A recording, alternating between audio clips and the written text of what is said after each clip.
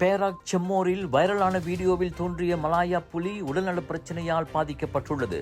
வனவிலங்கு பாதுகாப்பு மற்றும் தேசிய பூங்காக்கள் துறையான பர்ஹீலித்தான் அதிகாரிகள் ஆய்வின் போது கண்டுபிடித்த அப்புலி தற்போது சுங்காய் தேசிய வனவிலங்கு சரணாலயத்திற்கு கொண்டு செல்லப்பட்டு சிகிச்சை பெற்று வருகிறது. பரிசோதனையில் புலியின் உடல்நிலையில் பிரச்சனைகள் இருப்பது உறுதி செய்யப்பட்டதாகவும் தேவையான சிகிச்சை மற்றும் கண்காணிப்பு சீராக நடைபெறுவதாகவும் அதிகாரிகள் கூறினர். ஏற்கனவே மலாயா புலி இனம் அழிந்து வரும் ஆபத்தில் இருக்கும் நிலையில் இச்சம்பவம் வன விலங்குகளை பாதுகாப்பதில் விரைவான நடவடிக்கையின் அவசியத்தை மீண்டும் வலியுறுத்துகிறது.